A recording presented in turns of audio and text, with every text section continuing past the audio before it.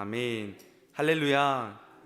이 시간 주님 앞에 나와 예배드리는 분들과 영상으로 참여하시는 모든 분들 위해 하나님의 은혜와 평강이 함께 하시기를 주님의 이름으로 간절히 축원합니다. 오늘 말씀의 제목은 진리 안에서 사랑하라입니다. 진리 안에서 사랑하라.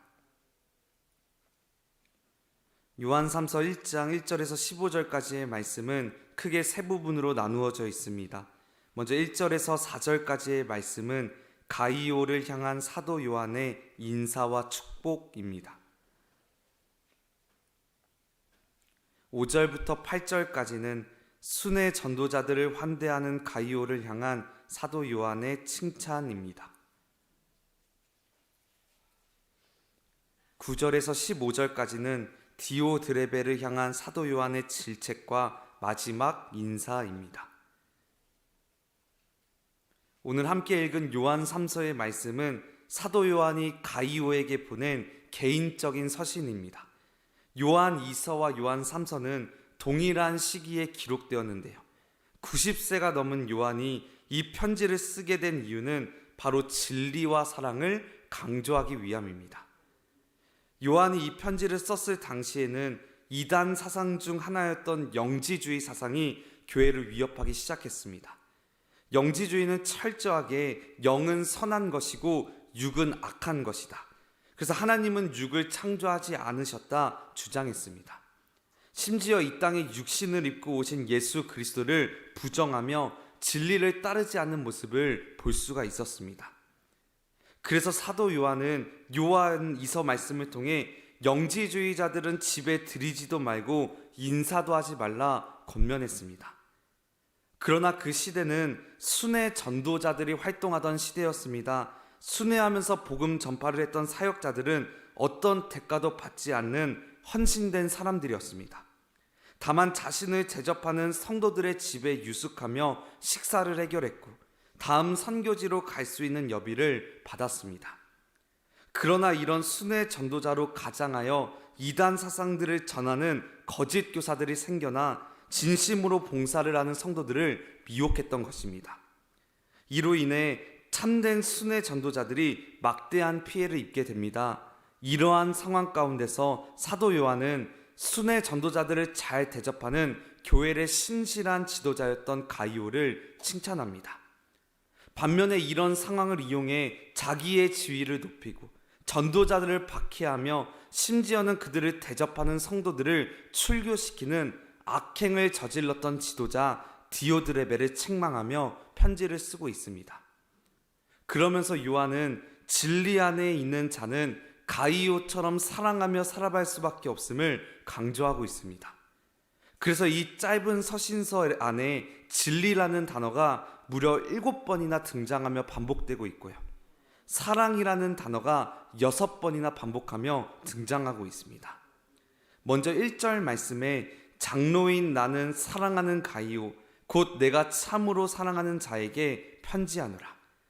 내가 참으로 사랑하는 자에게 편지하노라. 여기서 참으로라는 말을 정확하게 번역하면 진리 안에서라는 뜻입니다. 진리 안에서 사랑한다는 뜻입니다. 요한이 쓰고 있는 진리라는 단어가 어떤 뜻이겠습니까? 사도 요한이 요한복음과 서신서들을 통해 줄곧 쓰고 있는 이 진리는 바로 예수 그리스도이십니다. 요한복음 14장 6절입니다. 예수께서 이르시되 내가 곧 길이요 진리요 생명이니. 요한복음 14장 17절입니다. 그는 진리의 영이라. 즉 진리 안에서 사랑한다는 말은 우리가 진리 되신 예수 그리스도 안에 있을 때 진정한 사랑을 할 수 있으며, 반대로 말하면 우리 안에 사랑이 없다면 우리 안에 예수 그리스도가 없다는 것입니다. 사랑하는 여러분, 이 요한의 서신은 지극히 개인적인 서신이지만 우리에게 굉장히 중요한 영적인 교훈들을 주고 있습니다. 이 말씀을 통해 우리가 진정으로 진리 되시는 예수님을 붙잡고 있는지, 진리 안에서 서로 사랑하며 살아가고 있는지 돌이켜 볼 수 있다는 것입니다. 그렇다면 우리가 진리 안에서 사랑하며 살아갈 수 있는 믿음의 비결은 무엇일까요? 오늘 말씀을 통해 영적인 교훈을 얻고 기도의 제목을 삼도록 하겠습니다. 첫째로 영혼이 먼저 잘 되어야 합니다. 영혼이 먼저 잘 되어야 합니다. 2절 말씀입니다. 사랑하는 자여 내 영혼이 잘됨 같이 내가 범사에 잘되고 강건하기를 내가 간구하노라. 사도 요한은 가이오를 축복하면서 먼저 영혼의 형통이 가장 중요하다 강조하고 있습니다. 영혼이 먼저 잘돼야 범사가 잘 될 수 있다는 것이죠. 여기서 잘되다라는 말은 열매를 맺다, 번영하다라는 뜻입니다. 그렇다면 우리의 영혼 가운데 어떻게 풍성한 열매가 맺힐 수 있을까요? 바로 예수님과의 관계에 그 답이 있습니다. 요한복음 15장 5절 말씀입니다. 나는 포도나무요 너희는 가지라. 그가 내 안에 내가 그 안에 거하면 사람이 열매를 많이 맺나니 나를 떠나서는 너희가 아무것도 할 수 없음이라. 우리가 진리 되신 예수님께 붙어 있다면, 우리가 예수님 안에 거한다면 우리의 영혼이 살고 우리의 삶 가운데 풍성한 열매가 맺힌다는 것입니다. 즉 영혼의 형통은 예수님과 함께 살아가는 삶에서 나온다는 것입니다. 그래서 시편 1편 3절 말씀입니다. 그는 시냇가에 심은 나무가 철을 따라 열매를 맺으며 그 잎사귀가 마르지 아니함 같으니 그가 하는 모든 일이 다 형통하리로다. 우리가 진리의 말씀에 뿌리를 내리면 어떠한 환경 속에서도 시들지 않는 생명력을 가지게 되고 그분과 친밀하게 동행하는 형통의 삶을 살게 된다는 것입니다. 사도 요한을 보십시오. 요한이 어떠한 사람이었습니까? 우레의 아들, 천둥의 아들입니다. 얼마나 성질이 안 좋으면 예수님께서 야고보와 요한을 보고 천둥의 아들이라 말씀하셨겠습니까? 야고보와 요한이 입만 열면 콰르릉 소리가 나고 가는 데마다 싸움이 일어납니다. 누구도 감당할 수 없었던 사람이었습니다. 그런데 우리는 지금 요한을 뭐라고 부르고 있나요? 사랑의 사도라고 부릅니다. 무엇이 그를 변화시켰던 걸까요? 바로 진리입니다. 진리 되신 예수님과 동행하며 진리 되신 예수님의 말씀을 붙잡고 살아갈 때 그의 영혼이 변화되었던 것입니다. 사랑하는 여러분, 우리가 범사에 잘 되는 것도 필요하고 건강한 것도 물론 복이지만 가장 먼저 우리의 영혼이 잘 되어야 합니다. 우리의 영혼이 예수님과 동행함으로 풍성한 열매를 맺을 때 범사가 잘 되는 역사를 경험한다는 것입니다. 그래서 예수님께서 말씀하시죠. 마태복음 6장 33절입니다. 그런즉 너희는 먼저 그의 나라와 그의 의를 구하라. 그리하면 이 모든 것을 너희에게 더하시리라. 먼저 그의 의와 그의 나라를 구하라. 그의 의는 바로 하나님과의 관계입니다. 그의 나라는 하나님께서 다스리시는 나라입니다. 하나님과 올바른 관계를 맺으며 하나님께서 다스리시는 인생을 살아갈 때 모든 것을 더하시는 은혜를 경험하게 된다는 것입니다. 그 사실 기억하시면서 우리가 진리 되신 주님을 붙잡음으로 우리의 영혼이 먼저 잘 되는 역사를 경험하시는 저와 여러분이 되시기를 주님의 이름으로 간절히 축원합니다. 둘째로 진리 안에서 행합니다. 진리 안에서 행합니다. 이제 사도 요한이 가이오를 칭찬합니다. 3절 말씀에 너가 진리 안에서 행한다. 4절 말씀에 진리 안에서 행한다. 가이오는 지금 진리 안에 거할 뿐만 아니라 진리 안에서 행하고 있음을 우리가 알 수 있습니다. 그렇다면 진리 안에서 행한다는 게 무슨 뜻일까요? 바로 사랑을 실천했다는 뜻입니다. 6절 말씀을 보면 그들이 교회 앞에서 너의 사랑을 증언하였느니라. 여기서 그들은 순회 전도자들입니다.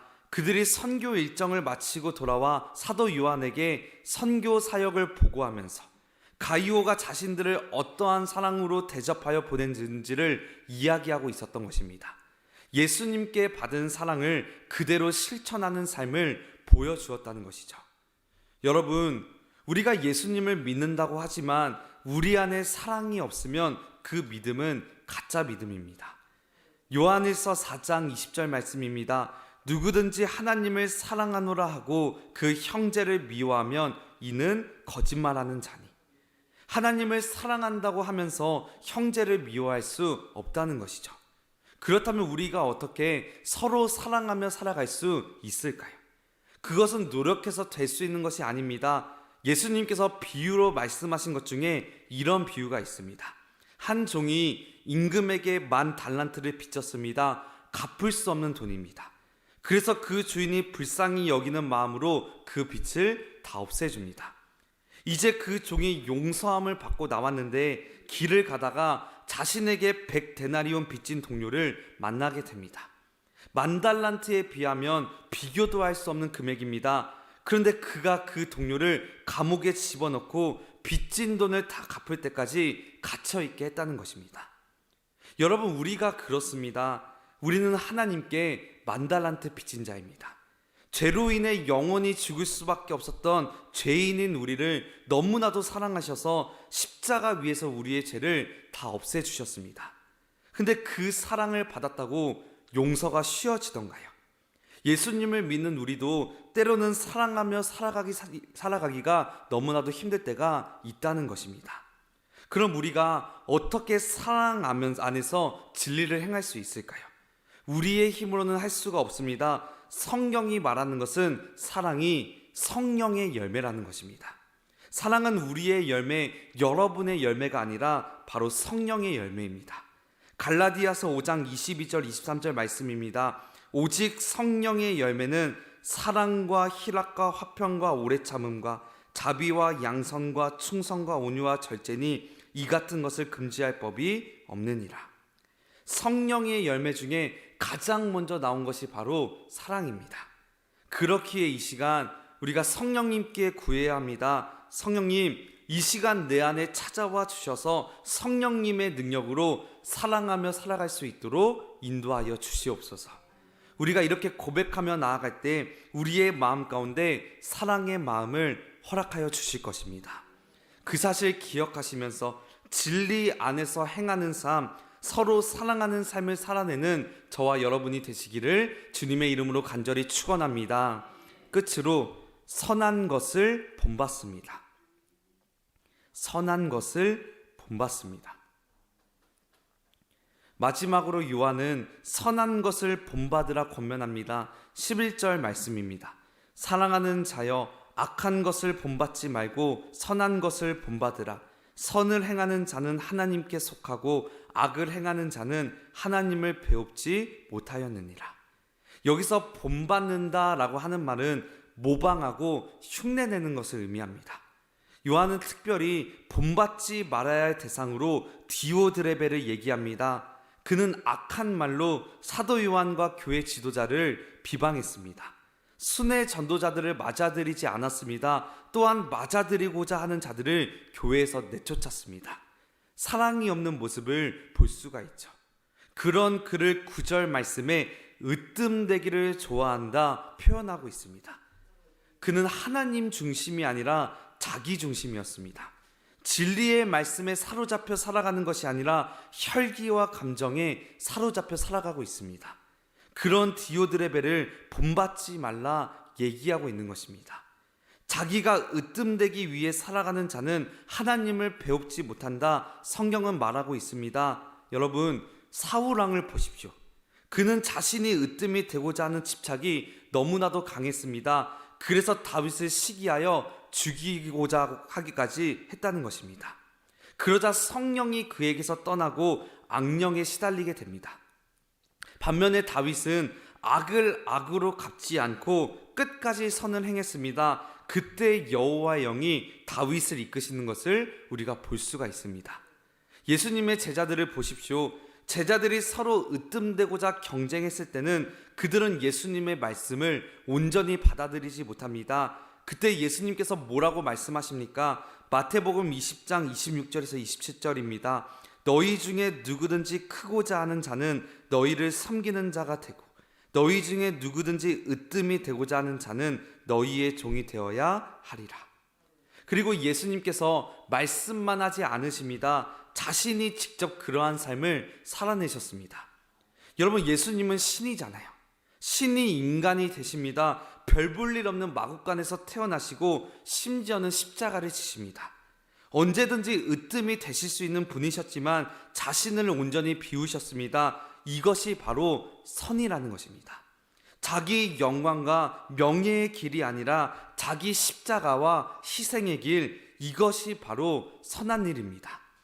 우리도 이 시간 선한 목자 되신 주님을 따르며 선한 일을 본받아야 합니다. 하나님께서는 이 어두운 시대에 으뜸이 된 자가 아니라 선을 행하는 자를 찾고 계십니다.